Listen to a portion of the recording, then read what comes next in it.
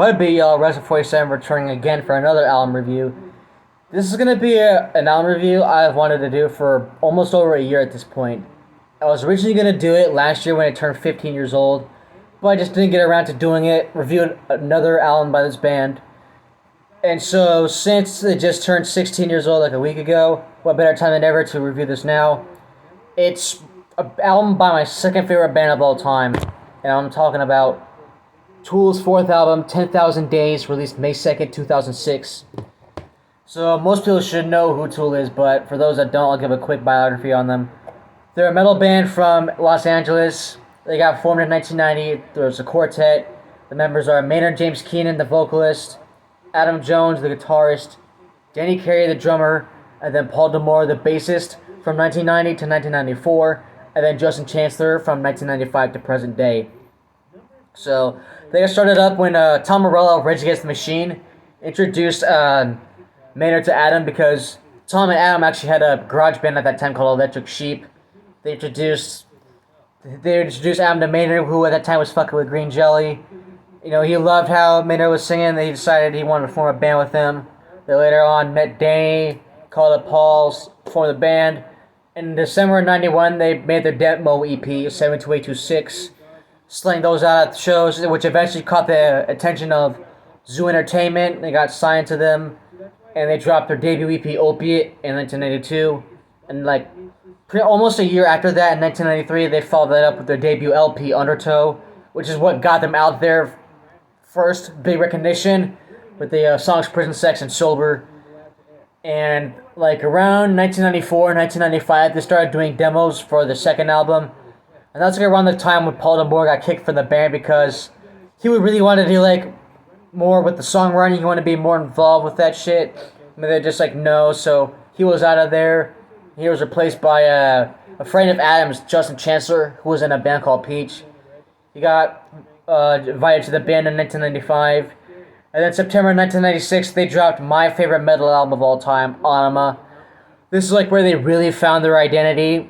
They started doing more progressive shit. They started fucking around with psychedelic production. This is where that Tool style was really formed.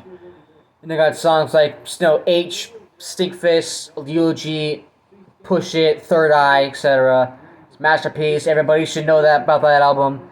If you haven't heard anything from Tool, that's the album I would start with. So around 1998 is when shit started going a little downhill. Some turmoil started brewing within the band, mainly because of label politics and shit. So for a couple of years, they kind of did their own things. Adam went more towards his artsy kind of shit. Maynard started his own second band, A Perfect Circle. And then around late 2000, 2001, they got back together. And in May 01, they dropped their third album, which is a fucking masterpiece, Lateralis. You know, you got songs like Schism, Parable, Parabola, The Holy Trinity, Disposition, Reflection, Triad. And everybody knows that album. I might re-review that again. And then around 2003 is when tragedy struck for the band. Maynard's mother, Judith Marie Keenan, passed away from a brain aneurysm that she was fighting for almost 10,000 days, which is where the concept of this album stems from.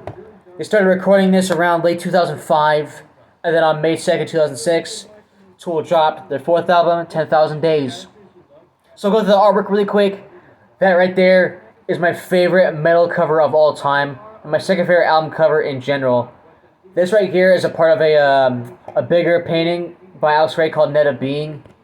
And actually, part of the packaging has these glass flaps which you can use to fuel the booklet. And I'll show what the real cover is right there. So you got the spine right there.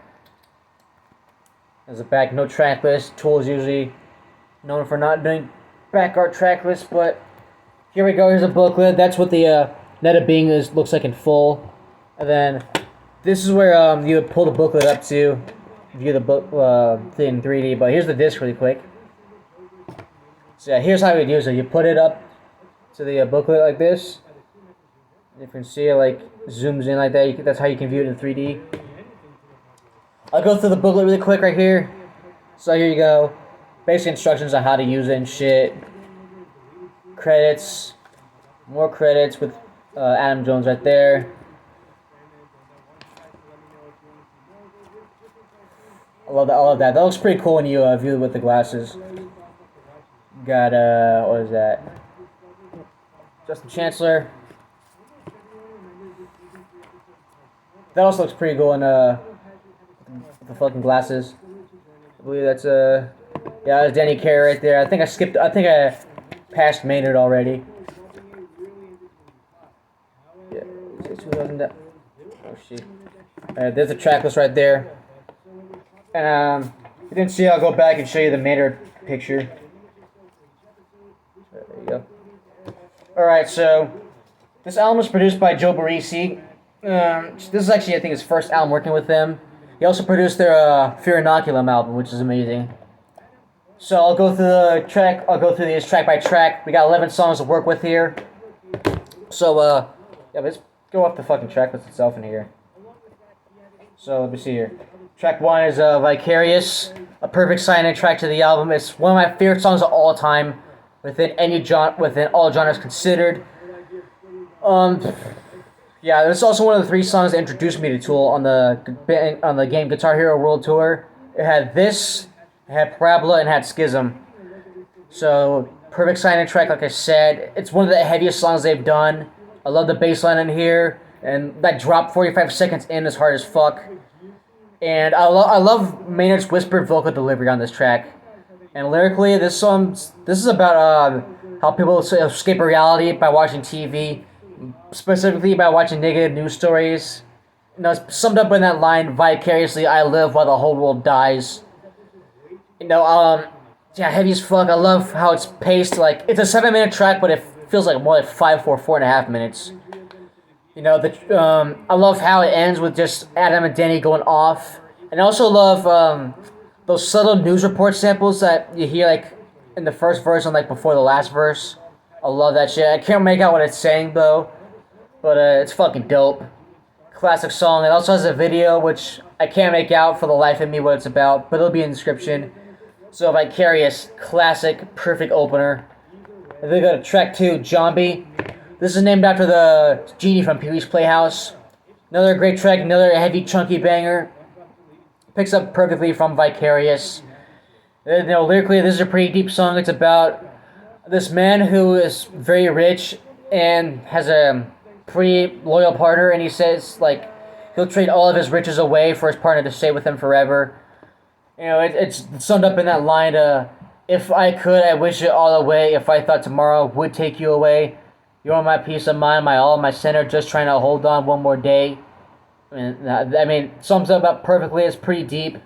The breakdown of 357 is hard as fuck, though. I love that shit. And the bridge towards the end right there, like, it gives me chills. You know that when that says, like, shine on forever, shine on benevolent sun, shine on the broken, shine until the two become one. That shit right there is, like, fucking chilling. I love that. And I love how the song ends the same way it starts, with that very brutal, but... You know, like that flurry fucking chunky riff. You got Danny going off on the drums. I mean, I love that shit.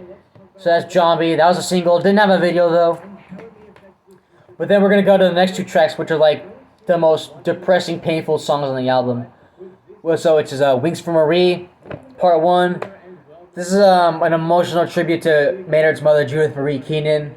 The first half is pretty hypnotic, from the panning riff to Maynard's chilling delivery. And, like, it's basically him reflecting on his mother's life and how faithful she was towards her religion, how hopeful she was. And Tool actually has a series of songs about her. The first one was Jimmy from Anima, and then the second one was Judith from A Perfect Circle. The third one was The Patient from Laterals, and then this is, like, the conclusion to the series. And this line right here is just fucking crushing.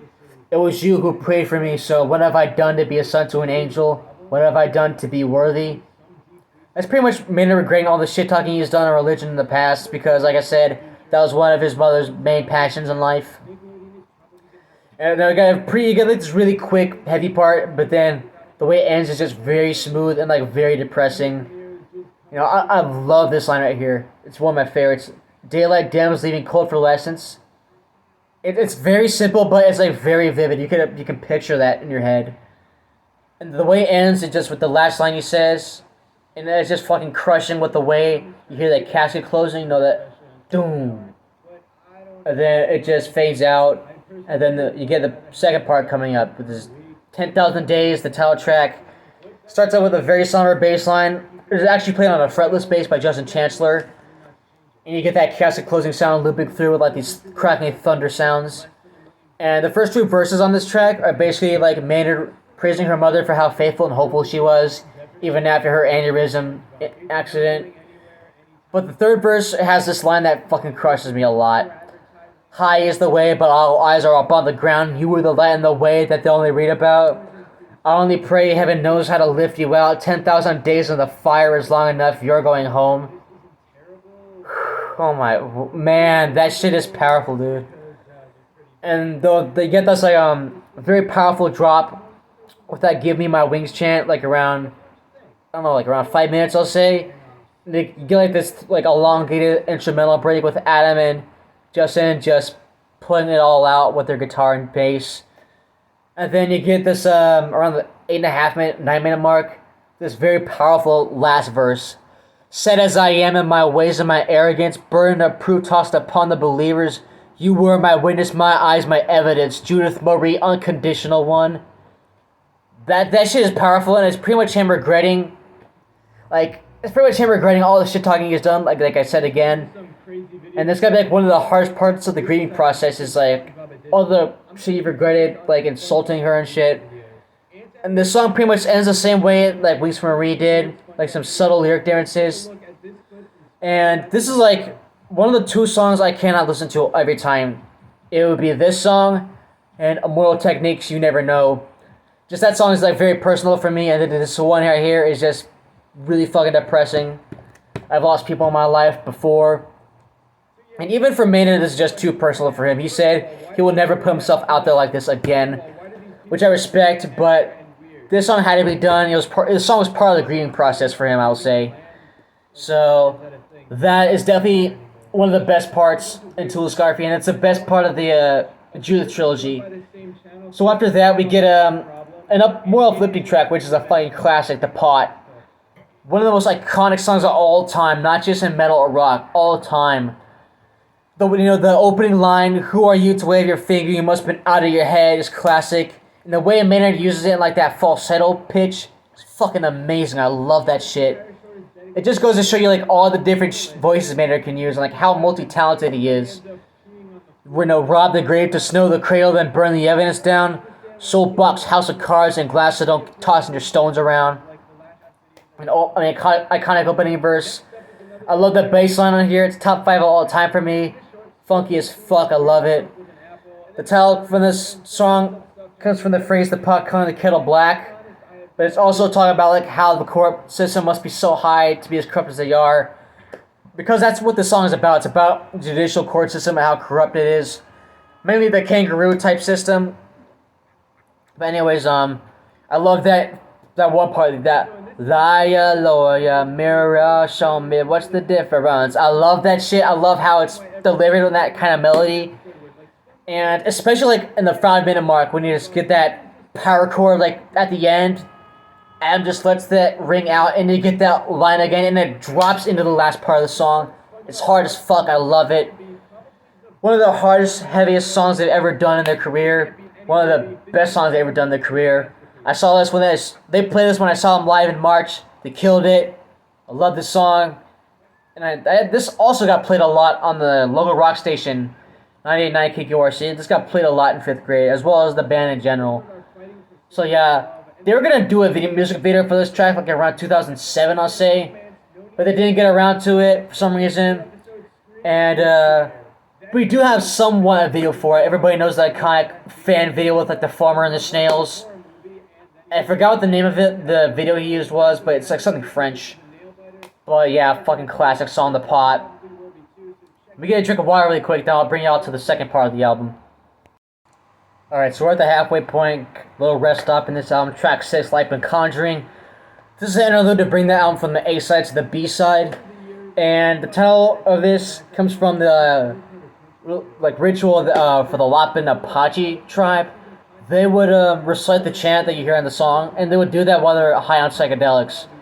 Which, that leads into the concept of these next two tracks. All right, so track 7, Lost Keys, Blame Hoffman. This is part 1 or 2 of this 15-minute fucking series, I would say. So yeah, this is part 1. It's a prologue to the main story of the song. I love that droning feedback with that 3-note riff just being repeated the whole time. And the subtitle, Blame Hoffman, that refers to the man who invented LSD, which is Albert Hoffman. And I'll give you a hint to what the next song's about. Halfway through this track, there's a skit with a nurse and a doctor being alerted about a patient that just got put in the hospital. They don't know why he's here. And the doctor is played by Justin Chancellor. So he goes into the patient's room, asks him a couple basic questions, and then that brings us into the second part, which is, I would say, yeah, this is the fan favorite track on the album, Rosetta Stone. One of the best fucking songs Tool ever made in their fucking career. It starts out with Mater, describing his LSD trip, and he mentions, so much crazy shit in here. There's more than I can name, but if you know the song, you know it is fucking insane. I love how Mater delivers the first 2 verses with, this rapid-fire rap flow, I'll describe it as. I've tried spitting it, and most of the time I get tripped up by this one tongue twister line. I did a slow-mo descent out of the end of a banana vessel and hovered above my bug eyes. Repeating that, slowed down, I almost fucked that up. So, yeah. And you'll know how Tool has these crazy time signatures. Around the 258 mark, the song transitions from, I don't know what the last signature was, but it transitions into, 11/8 time signature, which is fucking crazy. But I love how the vocal melody is used for, these next 3 verses. Specifically this one. And can anyone tell me why y'all sound like Peanuts' parents? Will they ever be coming down? This is so real. Finally, it's my lucky day. See, my heart is racing because this shit never happens to me. Me reciting it monotonously does not just do justice, how you just deliver that shit. But I know, but around the 540 mark, this is iconic chorus, Strapped down in my bed, feet cold and eyes red. Can't remember what they said. God damn, shit the bed. Now that's iconic, and around that point you get a guitar and bass solo from Adam and Justin again. And at 6:52, there's this amazing part where Minut's harmonizing with a guitar riff, and it sounds amazing. I always love that. But around towards the end of the song, around 9 minutes, Minut pulls off the most brutal screams I've heard from him ever fucking do. Where he does that can't remember what they said chant. He has these brutal fucking screams, and I would say, you can hear his throat getting destroyed when he delivers that pause. But yeah, Rosetta Stone, a fucking classic song. Everybody loves this. That track paired with Lost Keys is just a fucking masterpiece. I love that song. And, yeah, after that we go to, another 2-part track. And track 9 right here is, the most underrated Tool song of all time. I always fucking love this track, which is Intention. Oh my god. Alright, lyrically, this track's about the birth of human consciousness and how pure it was at the start. That chant, pure as we began, move by will alone. Now, I love how meditative this shit is. It's some cruising down the highway at midnight music. The bass line is smooth as fuck. Danny brings out his iconic tablas, which add to the primitive theme of the lyrics. But my favorite part of the song is the second half. When that riff at 352 hits, oh my god, boom down, boom down, boom down, down, down, down, down, boom down, down, down. Oh my god, I fucking love that. I have a pretty fucking fucked up, stressful life, and whenever shit gets tough for me, I put that song on, and whenever I hear the riff, my soul leaves my fucking body. I love that shit. It's 7 minutes, 21 seconds of complete bliss. Amazing song. I love it. It should definitely get some more respect in this. It should definitely get some more respect. I'll just put it like that. But most people, as far as this 2-part track, prefer this next track, which is Right Into. It connects to Intention seamlessly. It's perfect. This track ties in perfectly to the Intention. That song is about how pure human consciousness was in the beginning. This is about how human consciousness became evil and how people started waging war on each other. And I think this is told from the point of view of God. With this verse, angels on the sideline, baffled and confused. Father blessed them all with reason, and this is what they choose. You know, with what's going on in the world right now, I won't say it specifically, but you know what it is. That shit definitely hits different. Main two verses ride the beat very well. It's done like a 3/4 signature, and the way he rides the beat is just fucking perfect. The rhythm of it is just so fucking dope. And this line right here I also love. Repugnant is a creature who would squander the ability to lift an eye to heaven, conscious of his fleeting time here. The way that was written is just so fucking dope. I just love that shit. Makes my hair stand up. Danny has like a tabla solo halfway through the track. And then around 5:45, this is a chant that I fucking love. It's like fight over love, over son, over another fight till they die, over worlds polarizing. Like the way it's whispered and like I don't know, like the way that part is produced. I fucking love it. It's so hypnotic, and I love the way the way the song ends too is fucking beautiful. Each layer of the track just fades out gradually. It's beautiful, and that for the longest time that was the last song we ever heard from them. But the last track we did hear from them is the track 11, which is Vegan di Tres. It translates to 23 in Latin language, and it's basically like one of Tool's infamous ambient pieces. But I would say this definitely the darkest one. Like I was trying to write notes about this, and it fucking unnerved me, which is very rare for me. It's basically like these wind and saw noises, just panning back and forth. You know, I fucking love it. It's dark as fuck. And people have used this to add to Wings for Marie and make like that Wings for Marie 10,000 Days track sound more cinematic. It's pretty fucking cool. And that is 10,000 Days. In a nutshell, this right here is my third favorite Tool album, but it's in my top 20 albums of all fucking time. And I'll say this. Anima, Lateralis, and this are my top 3 metal albums of all time. Although this is a 5-year wait between this and Lateralis, and it had to be definitely worth the fucking wait. The sound of it picks up perfectly from Lateralis. You know, it's almost spiritually, it's like a sequel to it in spirit, just less psychedelic production. It's more straightforward, hard rock type shit from Joe Barresi. He killed this shit.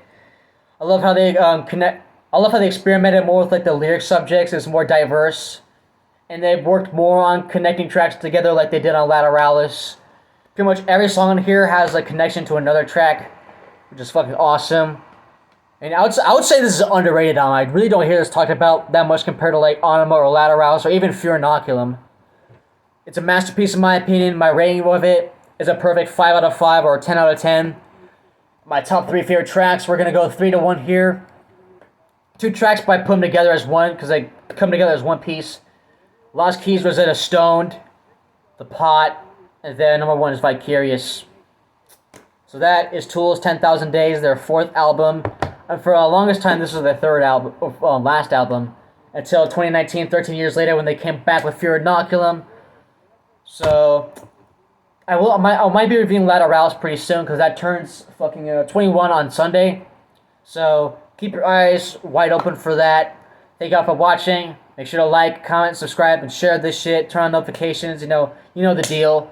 Make sure to spread this fucking content because I'm doing hard work with this shit. So thank y'all for watching. I'm Rezin 47, and I'm out of here.